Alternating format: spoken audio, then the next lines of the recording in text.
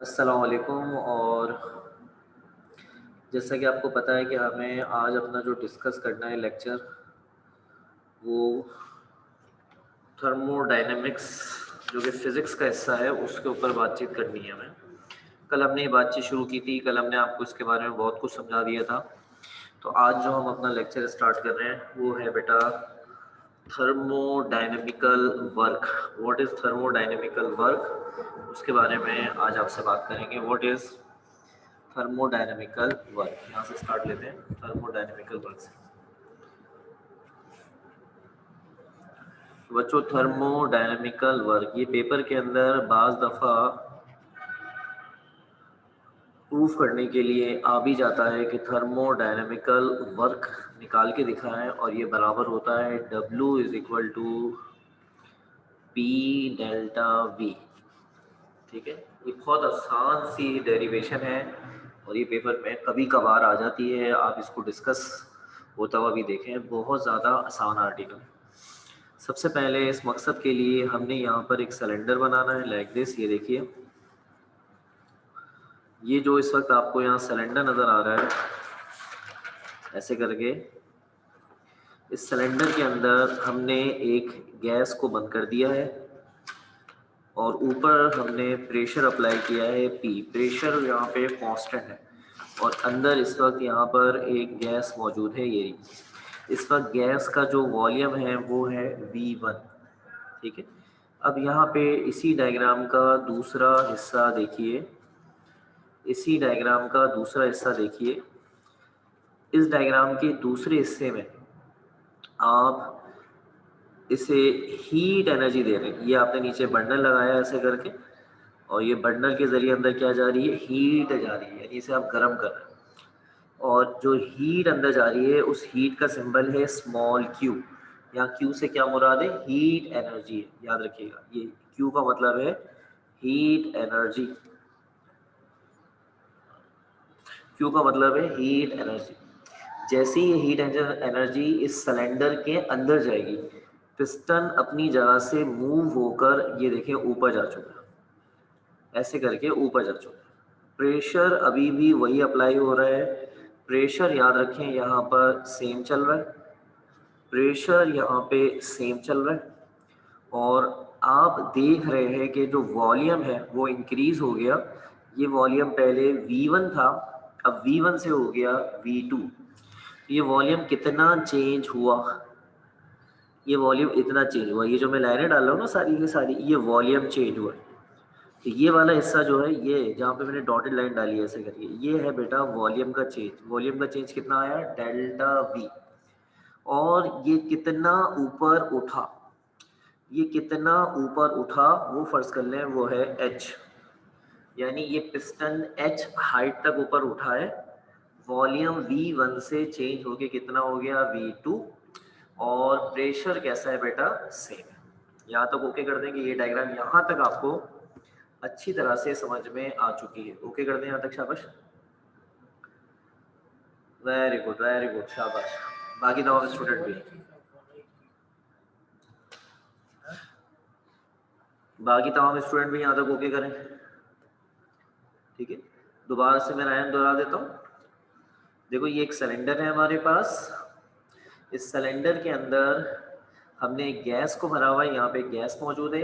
ये जो डॉट दिखा रही है गैस के मॉलिक्यूल्स हैं। प्रेशर हमने यहाँ पर कांस्टेंट रखा हुआ है सेम, यानी प्रेशर हम चेंज नहीं करेंगे। इसके बाद इस वक्त वॉल्यूम है V1। हमने यहाँ पर गैस को क्या दिया बेटा, हीट एनर्जी। ये Q का मतलब क्या है, heat. Q is the symbol of heat. ये हीट, ये बर्नर लगाया हमने नीचे, बर्नर दिखा रहे हैं हम यहाँ पे। इस बर्नर की वजह से अंदर हीट गई।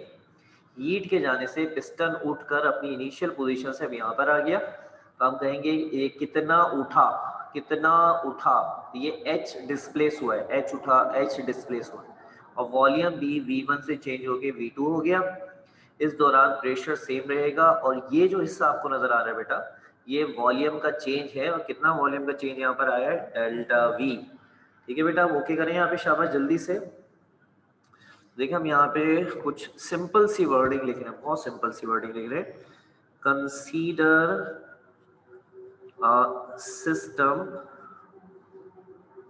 which is at constant pressure,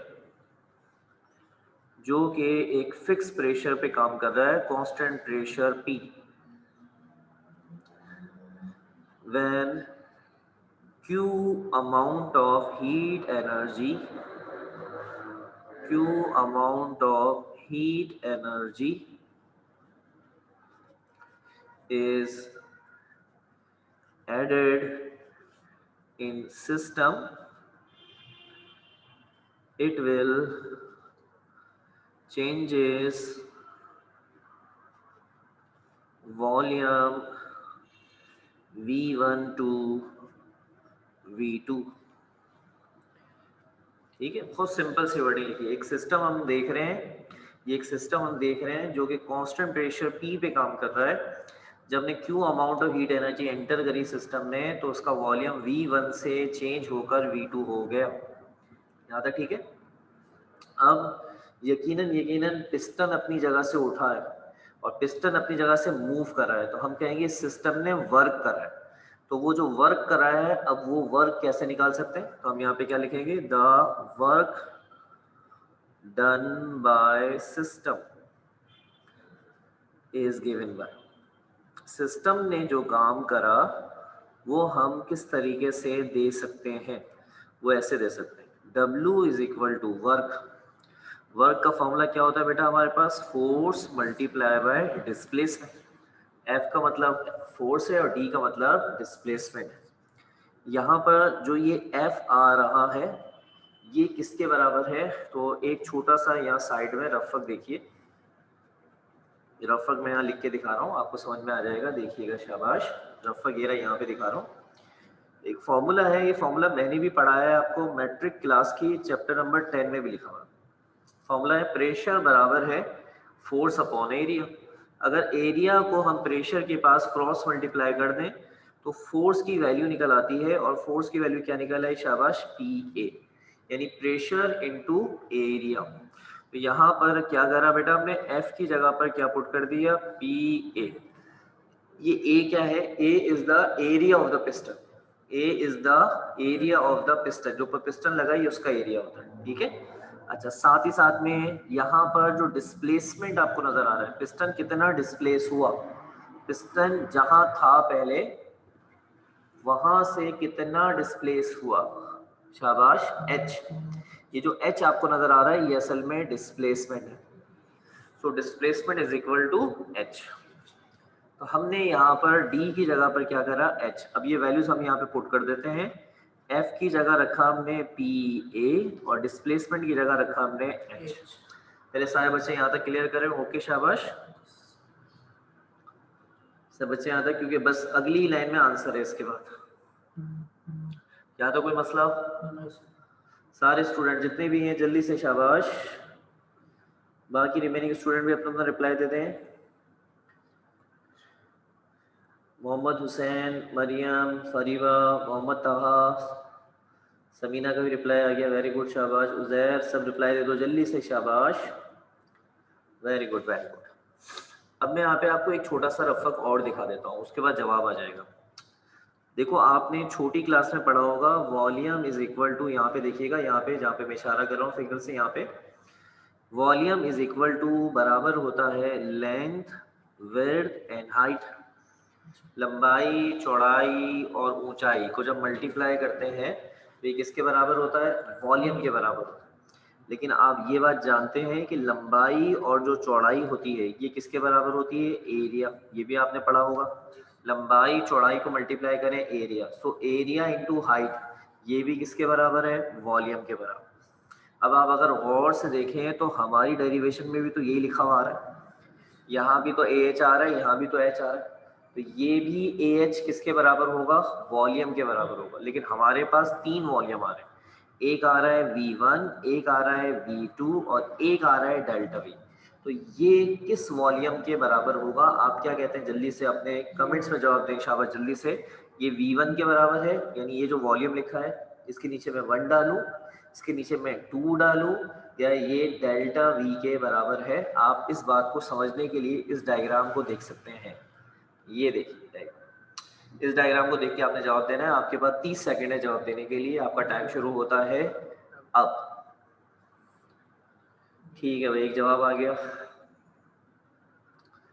एक जवाब आ चुका है, वेरी गुड। और जो जवाब आया वो दुरुस्त जवाब आया है, शाबाश। दूसरा जवाब आ गया, वो भी सही आया है। और इसके बाद जल्दी से 2 जवाब आ चुके हैं, दोनों जवाब दुरुस्त आए हैं, शाबाश।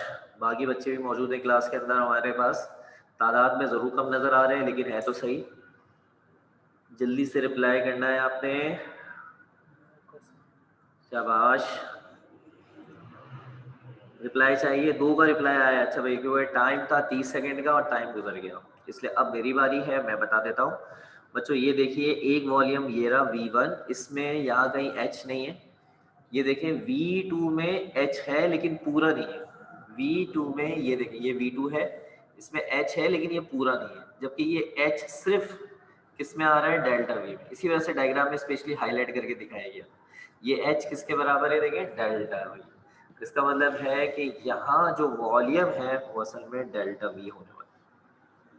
तो बच्चों ये AH जो आपको यहाँ नजर आया, ये किसके बराबर होगा, डेल्टा V, यानी चेंज इन वॉल्यूम। यही वो आर्टिकल है जो आपने क्या करना था, ड्राइव करना था या प्रूव करना था, जो भी आप लिखना चाहें। W बराबर P डेल्टा, इसी को बोलते हैं थर्मोडायनेमिकल वर्क। ओके करें यहाँ पे, शाबाश, वेरी गुड वेरी गुड, शाबाश।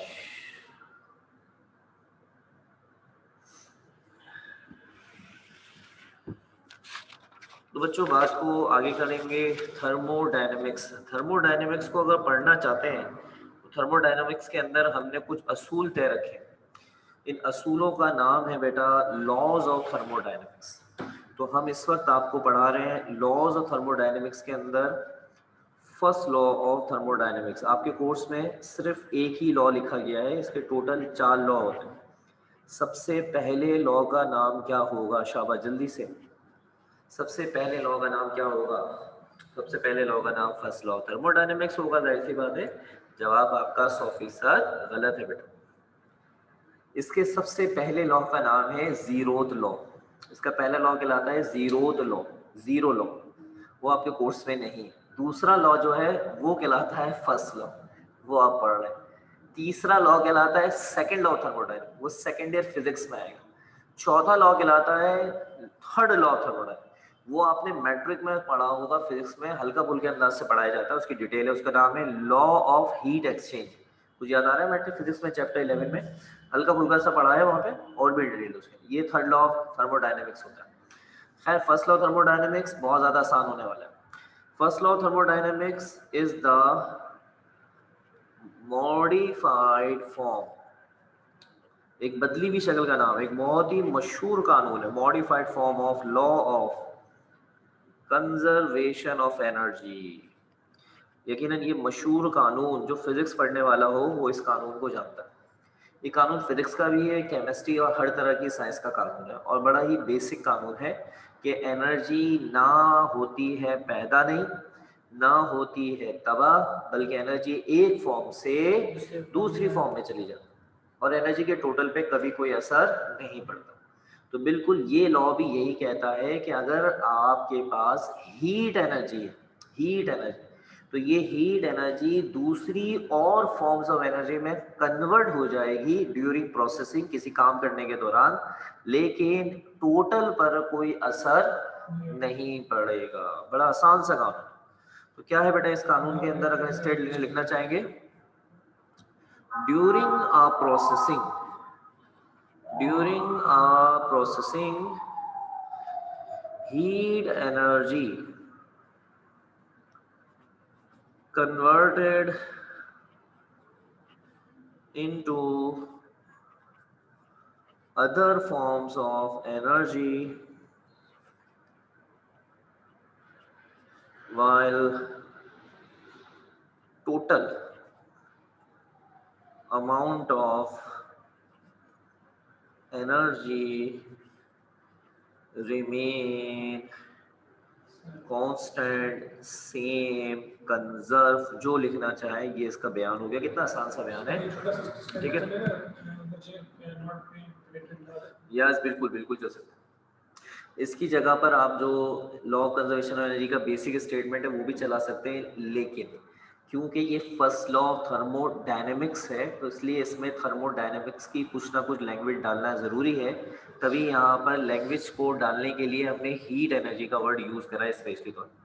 तो बच्चों किसी भी सिस्टम में अगर हीट एनर्जी दाखिल होगी तो वो दूसरी एनर्जी की फॉर्म्स में तब्दील हो जाएगी, लेकिन टोटल पे असर नहीं पड़ेगा। इस बात को समझने के लिए एक बहुत ही आसान सी एग्जांपल लेंगे। फर्स्ट कर लें, हीट एनर्जी मेरे पास है 100 जूल और ये मैं दाखिल कर देता हूँ एक सिस्टम में। सही है, कोई एक सिस्टम है उसमें ये मैंने 100 जूल हीट एनर्जी उससे दे दी। तो ये सिस्टम क्या करेगा, उस हीट एनर्जी को दो हिस्सों में बांटेगा। पहले वो इस हीट एनर्जी का कुछ हिस्सा सिस्टम यूज करके वर्क करेगा, कुछ काम करके दिखाएगा। फर्ज कर ले 40 जूल उसने काम में खर्च करे, अब रह गया मजीद 60 जूल। तो ये सिस्टम क्या करेगा, बाकी जो तवानाई बच गई है उससे सिस्टम अपनी तवानाई बनाएगा, अपनी तवानाई को इंक्रीज करेगा। सिस्टम की अपनी तवानाई को क्या नाम देते हैं, शाबाश, इंटरनल एनर्जी। यानी 40 जूल वर्क में डाल दिया उसने और 60 जूल इंटरनल एनर्जी में ली। अगर आप यहाँ पे टोटल देखें तो टोटल में कोई भी चेंज नहीं आया। अगर हीट एनर्जी जो आप दे रहे हैं उसको Q से रिप्रेजेंट किया जाए और जो वर्क डन हुआ उसको W से रिप्रेजेंट किया जाए और 60 जूल जो इंटरनल एनर्जी है उसको डेल्टा E से रिप्रेजेंट किया जाए अकॉर्डिंग टू योर कोर्स के सिंबल के हिसाब से, तो बेटा ये इस तरह से लिखा जा सकता है। 100 joule is equal to 40 joule plus 60 joule. 100 joule की जगह आ गया Q, 40 जूल की जगह आ गया W और 60 जूल की जगह आ गया डेल्टा E। इसको हम कहते हैं equation of first law of thermodynamics. यहाँ तक ओके करें, शाबाश। टोटल पे कोई असर नहीं पड़ा, टोटल पे कोई असर नहीं पड़ा और हीट एनर्जी मुख्तलिफ फॉर्म्स ऑफ एनर्जी में कन्वर्ट हो गई है। यहाँ तक ठीक है? अच्छा भाई, अब हमने क्या करना है, यहाँ पर सारे बच्चे, भाई जितने बच्चे क्लास के अंदर हैं सब रिप्लाई दिया करें। मैं सबके नाम देख रहा होता हूँ और रिप्लाई आता है तो मुझे आइडिया हो जाता है आपके बारे में। यहाँ पे ये टोटल 3 सिंबल्स हैं। हर एक सिंबल जो है वो दो अंदाज से अपनी वैल्यूज को दिखाता है। यानी ये जो हीट एनर्जी है ये बेटा जब सिस्टम में एब्जॉर्ब कराई जाएगी, सिस्टम में ऐड कराई जाएगी, तो आपने इस Q की वैल्यू को प्लस में लेना है और जब ये सिस्टम में से लिबरेट होगी, रिलीज होगी, खारिज होगी, सिस्टम हीट एनर्जी को इवॉल्व आउट करेगा, बाहर निकालेगा, तो आपने इसको किस में लेना है, शाबाश, माइनस में लेना है। इसी तरीके से जो W आपको नजर आ रहा है, ये W बेटा उस वक्त प्लस में लिया जाएगा जब वर्क डन बाय सिस्टम होगा, वर्क डन बाय सिस्टम होगा। यानी अगर कोई सिस्टम खुद काम करता हुआ नजर आए तो प्लस, और अगर वर्क डन ऑन सिस्टम हो यानी सिस्टम पर काम किया जाए तो वो माइनस में होगा। अब सवाल ये पैदा होता है कि वर्क डन बाय सिस्टम से क्या मुराद है, वर्क डन ऑन सिस्टम से क्या मुराद है, ये दोनों वर्क कैसे पहचान में आते हैं। तो ये आपकी नॉलेज के लिए मैं बता देता हूँ ताकि आपको आपकी नॉलेज के हिसाब से मिल जाए, वरना तो सवाल में खुद ही लिखा हुआ आ जाता है। वर्क डन बाय सिस्टम से मुराद होता है कि वो काम जो सिस्टम खुद करता है और जो काम सिस्टम पर हम करेंगे वो होता है वर्क डन ऑन सिस्टम। पहले मैं बाय सिस्टम की मिसाल देता हूँ। फर्स्ट कर लें गैस एक सिलेंडर में मौजूद है, सिलेंडर के ऊपर क्या लगा हुआ है, पिस्टन लगा हुआ है। तो बच्चों गैस क्या कर सकती है, अगर पिस्टन पे कांस्टेंट प्रेशर लगा हुआ है, फिक्स प्रेशर लगा हुआ है और प्रेशर बढ़ाया नहीं जा रहा, फिक्स लगा हुआ है, तो वो गैस उस पिस्टन को उठा सकती है। अभी पीछे डायग्राम में आपने देखा था ना, हीट एनर्जी गई थी तो वो पिस्टन उठा था। तो गैस अगर चाहे तो पिस्टन को उठा सकती है। यहाँ पे ये जो काम हो रहा है वो गैस यानी सिस्टम खुद कर रहा है, ये वर्क डन किस में होगा बेटा, प्लस में। यानी अगर कोई गैस एक्सपेंड होके दिखाती है तो बेटा हम इसको कहते हैं work done by system, work done by system. ठीक है।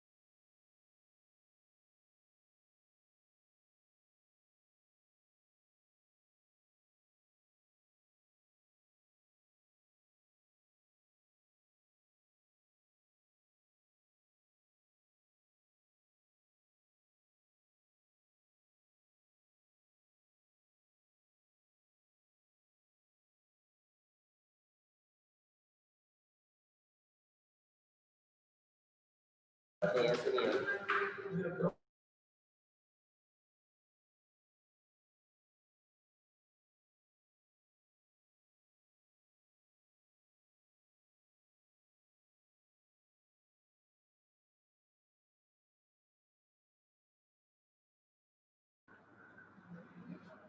अस्सलाम बेटा, ये हुसैन कौन है? मोहम्मद हुसैन। बेटा अपना जीआर बताइएगा। मोहम्मद हुसैन।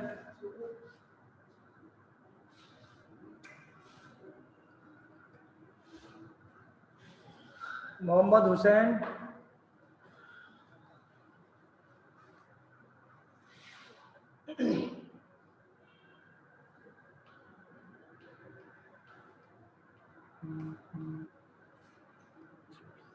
ठीक है बेटा।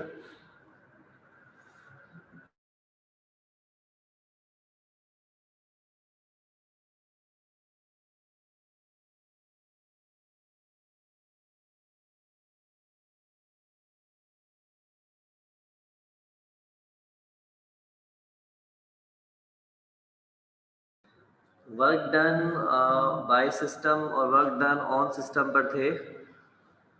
तो वर्क डन ऑन सिस्टम और वर्क डन बाय सिस्टम की जो हम बात कर रहे थे उसकी जरा बात कर लेते हैं आपसे जल्दी से, शाबाश।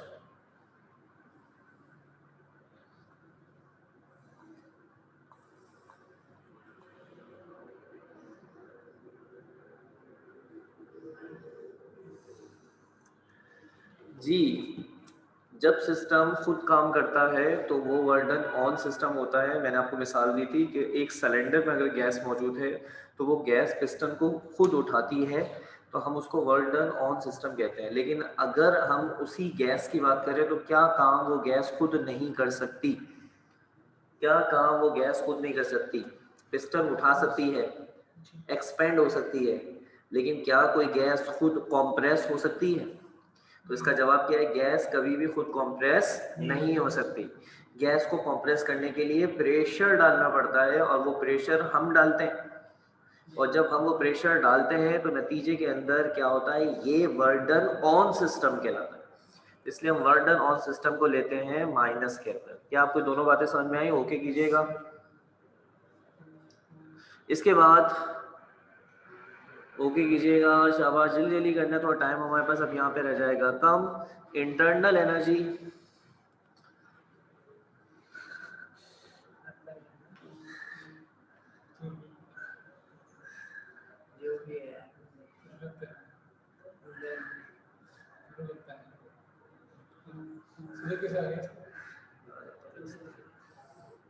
ये असल में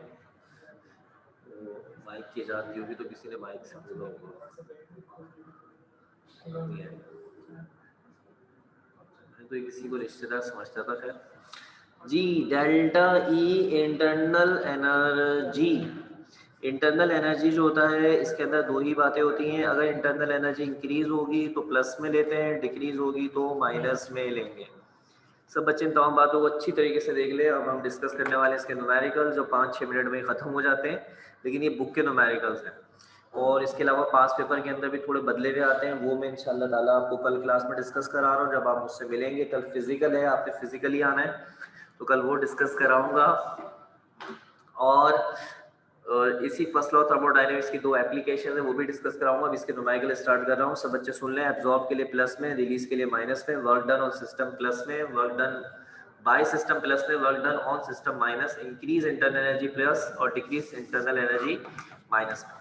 आपने अपनी केमिस्ट्री की बुक के पेज नंबर बेटा आ जाना है 163 पर। पेज नंबर 163 पे आपने आना है, और पेज नंबर 163 पर जब आप आएंगे तो इसके बॉटम पर आपको न्यूमेरिकल्स नजर आएंगे। मैं आपको न्यूमेरिकल दिखा रहा हूँ, देखें शाबाश, 3 न्यूमेरिकल हैं ये एक साथ।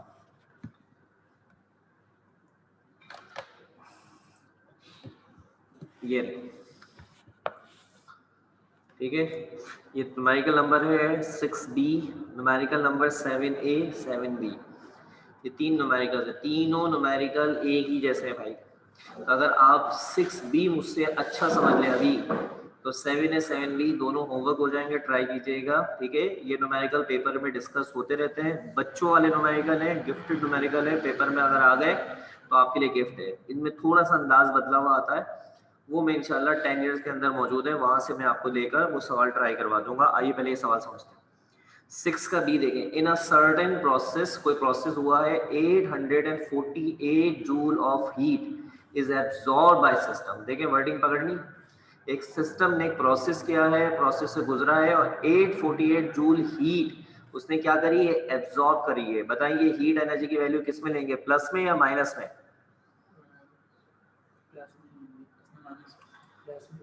जब सिस्टम हीट एनर्जी एब्जॉर्ब करेगा तो किस में लेंगे, शाबाश, जल्दी से जवाब देना है, प्लस में लेंगे। अभी आपको सारे पॉइंट लिखवाए थे। वाइल, आगे सुने, 394 joule of work is done on the system. Wording पकड़े यहां से, सिस्टम ने 394 जूल का क्या करा है, 394 जूल का सिस्टम पर वर्क डन किया गया। वर्क डन, ये देखें वर्डिंग पढ़े, work done on the system. तो मैंने क्या बताया था आपको, अगर बाई होगा तो प्लस में, ऑन होगा तो माइनस में। तो ये work done on the system है, तो ये किस में लिया जाएगा, माइनस। यानी ये वैल्यू आपने माइनस में लेनी है, ये प्लस में।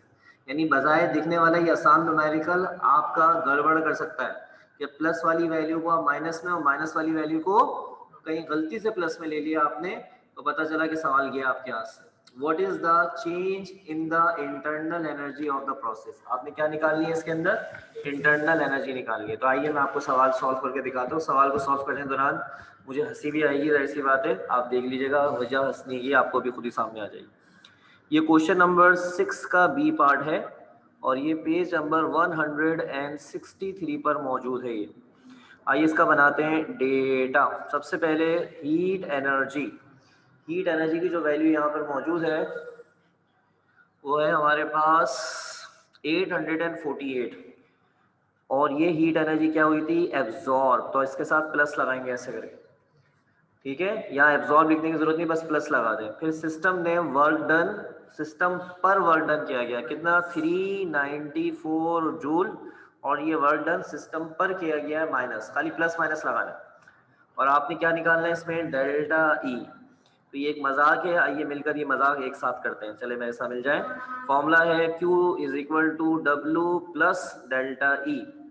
तो Q की वैल्यू आ रही है 848, प्लस का साइन दिखाना चाहे तो दिखा दें, मतलब नीड नहीं है। W की वैल्यू आ रही है -394 प्लस डेल्टा ई।